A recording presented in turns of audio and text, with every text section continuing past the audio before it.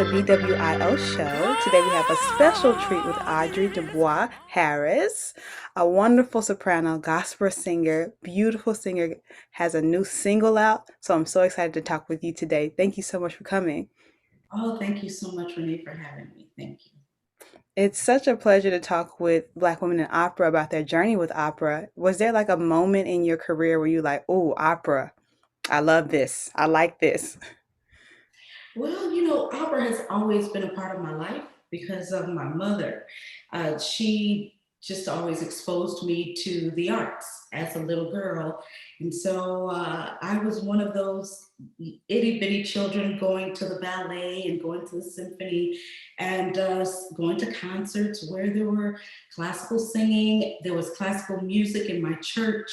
There was a woman who every Easter and every Christmas holiday, she would bring in the New World Symphony. That's from my hometown of Miami, Florida. So she would bring them in for church, like that was always a big deal every year. So I was always exposed to it. And when I started singing, my mother chose it for me. Yeah, she did. She did. That is so cool. So, do you like remember what happened? Yes. I would love to hear that story. Well, I grew up singing in the church and with my friends, and we would just always come together and uh, just kind of pick a song and we'd all sing together, but nothing to brag about. It's just something to do for fun at church. And we were allowed to sing on Sunday evenings. So I'm one of those church girls that went to church Sunday morning, and you got a little bit of rest, and you ate. First you ate real well, and then you had that Sunday sleep. Oh boy, that was sweet sleep. And then you had to get ready for church again on Sunday night. So on Sunday evenings, that's when our pastor allowed us, the young people, to come up with whatever we wanted to do on the spot, and sing, because Sunday mornings was in this big auditorium, big church, and then Sunday evenings was in the fellowship hall, which was a lot smaller. So we're able to do our thing there. But nothing to brag about. But then one time I was home and I was singing to myself. I'm an only child, so I was playing with my dolls and singing, and my mother was standing at the doorway. And I did not know she was doing that and listening to me. And when I turned around, her mouth was like, "Oh my gosh, I didn't know you could sing that way." So then she said, "I'm going to find you a teacher." And I said, "Oh, yes." And I was thinking of Mariah Carey and, Whitney Houston. But that teacher had other plans, Renee. And she kept giving me classical pieces. And one lesson I said, "You keep giving me these classical songs. When are we going to do pop songs?" She burst my bubble at that time. And when she told me, "You have a natural classical voice. And so my mom was happy about that. And it just kind of went on from there, really. Yeah, so that's the story. Wow. She overheard me, and I thought I was going to go down another road, but she had other plans. Yeah, that reminds me of the episodes of when the Huxtables were like Vanessa's got into voice lessons and the Yeah, teacher was just making her do scales. So that's right. She was with the jazz singer. That's right. I remember that. So. that's that's such a beautiful story to hear that yeah, your mom was so encouraging during that time to do this type of singing Yeah.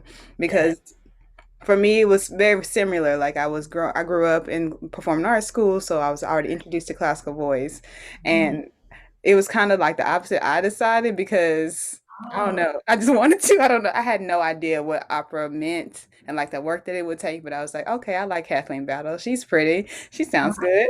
Let me do that. she stood out to you, and she was your inspiration.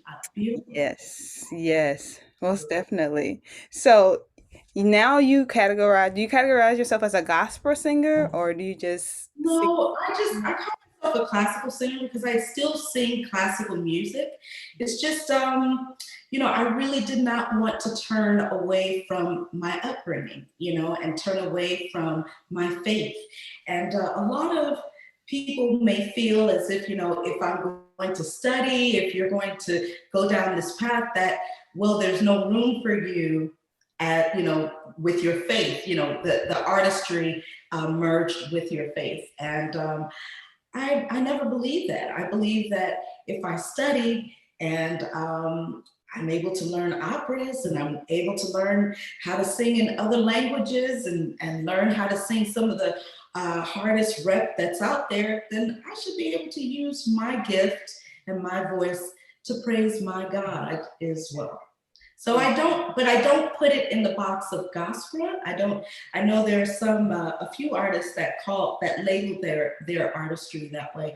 But I just say that I'm mainly a classical artist because that can span a whole, just wide array of music.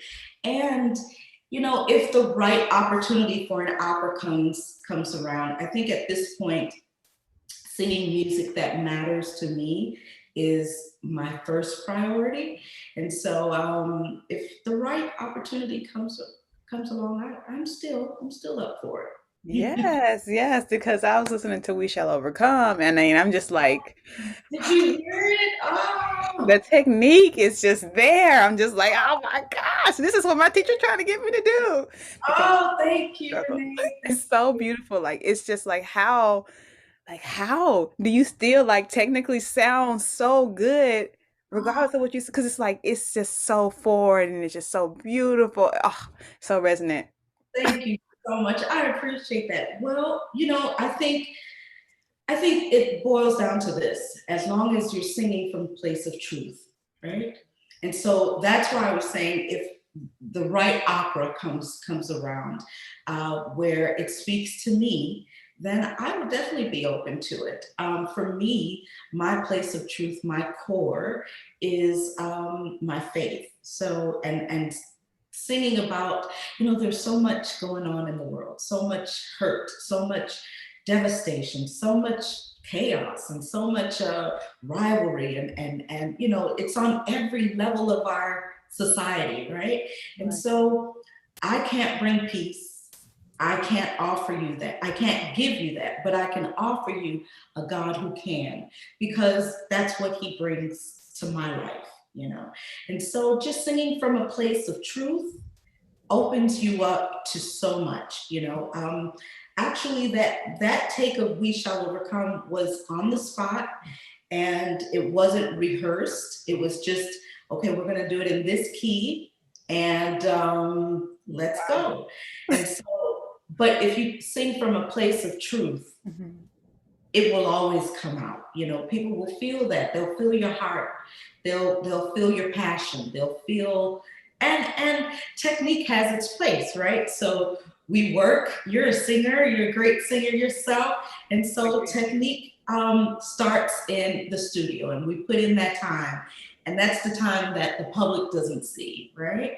But we put in that time. But then when it's time to do what you got to do, you can't think, okay, I got to breathe here. Okay, do this phrase. You just got to go, right? So I just do what I do. Yes, yes, yes. The hard work shows, like, because that was such a beautiful recording. Every time you sing, like you said, you do actually touch people every time you're singing. And I think that that's the most remarkable thing about your artistry. It's like every time people are moved, they are changed, they're moved by the work that you do. So it's so beautiful. And I'm so grateful that you sing. So grateful. Thank you. I received the love, and right back to you. And thank you for the work that you do in supporting us and putting Black opera women out there and exposing us to so many people, the folks that follow you. So thank you so much for your work. Thank you. It's a pleasure. So how would you describe Gospera? Mm. Well, yeah, it is that merge of, as you were saying, as we were just discussing, the technique has its place, right? And so you've got to be gifted with the gift of classical arts, right, and classical singing, and you've got to put in the work. You've got to know how to sing in a beautiful line and a sustained line. You got to know how to breathe. You got to know how to sustain that great voice that you have. You have to know placement. You've got to know so many things that we all have to study, right? But then the gospel part of that comes from you've got to know your faith. You've got to know who you're singing about.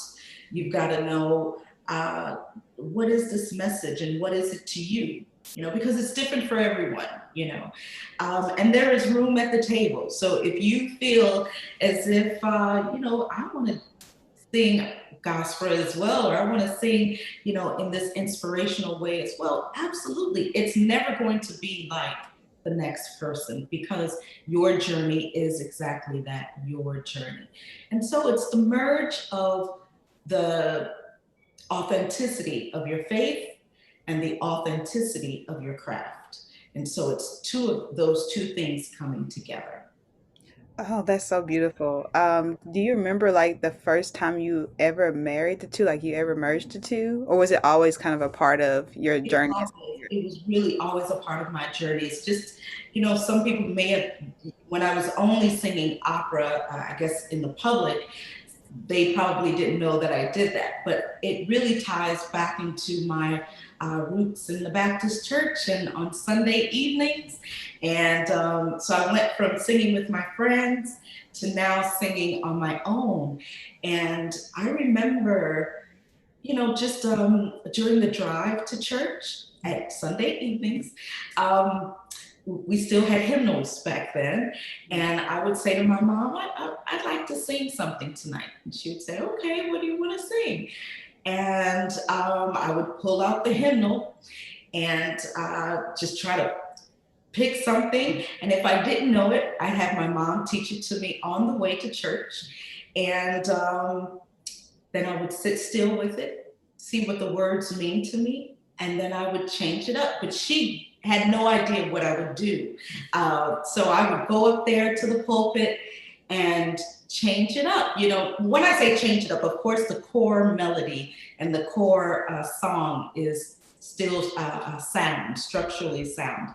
But I would add a few riffs. I would, you know, add a few things here. I would add a high note there. And then she would always be like, how did you do that? You know, when did you have time to do it? So it was something that was always in me, even as a child. You know, I just remember those days, the drive to church, you know. And so it just comes naturally, really, it does. Okay. Yes, intellectual, gospel, classical voice, arranger. Okay, I see it. Yes, I oh see yes, yes, yes, yes. It's a whole bunch of look, and especially these days, you got to do it all. You got to know how to do it all. it. Don't rely on someone else. It's great to have people. It's great to have your team, but you've got to be in the know as well. You got to know how to do it. Yes, yes. And I feel like that brings a lot to when you're coming as a singer, especially when you're in different spaces with different musicians, you know, kind of like, okay, I'm hearing what I'm hearing what I think is right Yes, at this moment. Maybe we can do this or stuff like that. And I feel like one of my favorite stories was when Cassandra Wilson came to our school. I went to Jackson State University in Jackson, Mississippi. okay, Mississippi. Yes. So she came to the school and she was like, yeah, I'm going to do it in this key. And I want you to do these changes right here. And it was just like, Yes. to watch a woman like say this is kind of what I want, and after watching the Billie Holiday movie and just like watching women, hey, say, hey, this is what I'm looking for, this is the sound that I'm hearing, and trusting that intuition and trusting that voice and just being determined is something that we don't get to see a lot, especially when you're in music.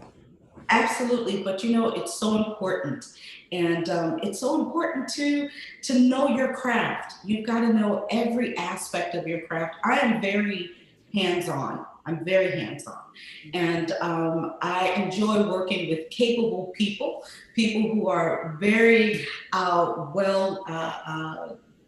I mean, they're just fantastic in their own craft, and I respect that. At the same time, I am very hands-on, and I definitely have say so over what I'm going to present to the world. Because at the end of the day, Renee, it's us that's standing in front of that piano or in front of that orchestra or in front of whatever it is, the band or whatever it is, and we're the ones who are singing, so it has to be right, you know. And I believe in that too. I should say, you know, I believe in excellence all the time. So you've got to surround yourself with people who are excellent as well. Mm, Yeah. and that's a lesson that I'm learning. God is teaching me that right now. So I Oh yeah. appreciate those words. Oh, it's very easy. If you're not excellent, you got to go. Yes, yes, that's so true. I, That's the lesson right there. that's You're not. it. That's it. Thank y'all for coming. Yeah, there is music school. You know, get back in the studio, work your craft. But if you're not excellent, I don't have time. Mm-mm, mm-mm. Okay. So you have performed for many renowned audience members. Is there like a favorite moment or are like all of them just like it's very touching or special for you?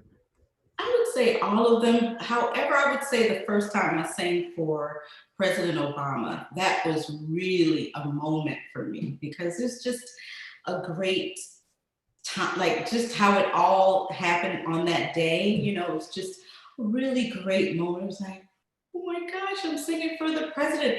And they were so excited to meet me. I was like, what? You know, so that was really a great memory that stands out. There's so many great memories, and I am blessed to have sung for some incredible people.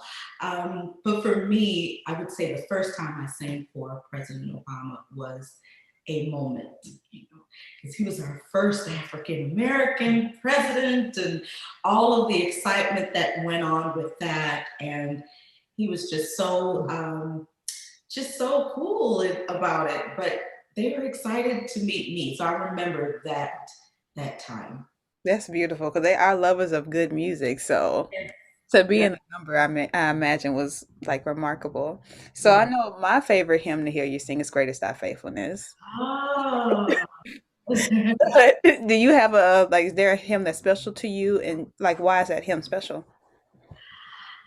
Okay, special and favorite, I'll put in two different categories. So special, I would say I trust in God because that was my staple hymn in Florida when I was in high school. Like I would sing that. So I mean, it was one of my mother's favorites, so I just had to sing it everywhere, you know. But I really do love um, and hold that hymn as in a special place in my heart because it was my first one that really I would say I trust in God and His eyes on the sparrow. That was my first one, His eyes on the sparrow. And but I really took I trust in God everywhere. People would request that, you know. And so that one is a real special one to me. Great question. I've never been asked that. That's amazing. I was reading on your bio that you did Contessa from La Noce de Figaro, which is a role that I'm Yes. currently studying. God bless. Yes. So is so. I won't sing it full out right now. So, like when you were learning that part of that role, like how did you approach that? What helped you get through the Italian and the recitatives and learning all those Oh, technical I love singing in Italian. I really do. It's my favorite language to sing in, other than English. I love French too. I love how that just rolls off the tongue, off of my tongue. German, I enjoy it, but it's not. I don't hold it as high as Italian and French. But Italian, I think it's so meant for classical singing. You know, it's just the way that rolls off your tongue. It's just really the only my approach to any Italian role, but I'll speak specifically on Le Nozze di Figaro since you asked of that. Um, just always thought of line, keeping the line, because I think it's very easy with Mozart to want to kind of think in fragments and chop it up. And so to really consider it as line over, even if it's the recitative, even if it's just something with a lot of coloratura, to think line, line, line. So for me, and then in a piece like either Porgi Amor or Dove Sono, you have such great opportunities to showcase the line, right? So that's how I always approached it. And I always approach Mozart in particular uh, as if I'm walking a tightrope, if that makes sense. Yeah. So you can't go real. I mean, yes, there are times where the voice blooms. There are times where you have to sing in the recitative parts. You have to sing with more conversation in your voice, right? But I always approach Mozart as if I'm walking on a fine line. So not too much. It doesn't require too much. It requires a lot of support. It requires a lot of breath, but not too much on sound, you know, because the sound is there. As long as you keep the sound in your mask, I find that the sound is there. You don't really have to do too much with Mozart, I think. Yeah, that's so true. Because I did Giulietta from Romeo and Julieta. Yes, I love that role. How was that? Oh, that is not girl. Okay, I love her. Love that. That The was drama, the so. French. Oh, I love her. Oh, I love her too. Did you post it? You gotta post her. Yeah, I got a poster. I got to Okay. bring her back Oh, around. you gotta post her. You gotta post her. Yes, but I love doing that. But definitely going from that Yeah. to Mozart was it's a lot. But I definitely It is. agree. Like I love how you said it's like kind of walking a fine line, like a tightrope, because it is there. You can't do that. It's gonna throw Yes. everything off, you know. So it's like definitely it's learning this role has changed my voice drastically, and it's changed my approach to singing, which I'm very, very grateful for. Yes, yes, that's awesome. And so, how do you approach Mozart and Mozart singing? I know this. I'm not the interviewer here, but, since we're talking about Mozart, just for a moment, how do you do it?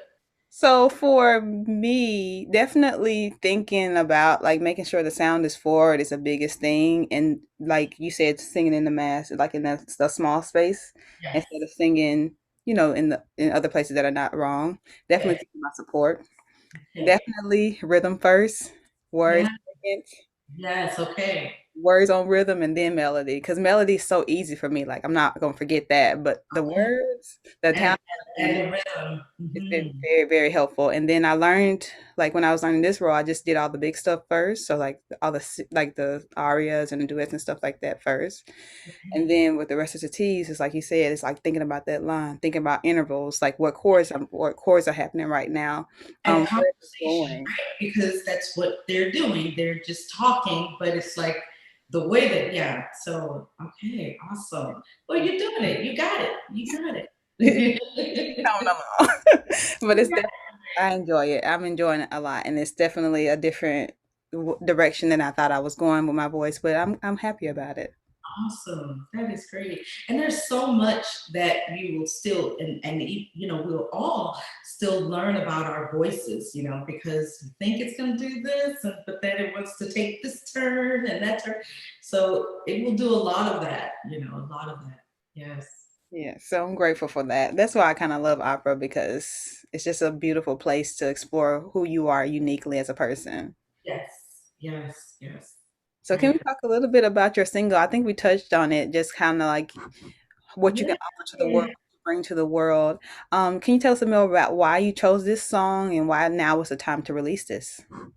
Yes, I appreciate that. So the single is We Shall Overcome, and it's the classic song, We Shall Overcome, that has been sung, of course, during the civil rights era.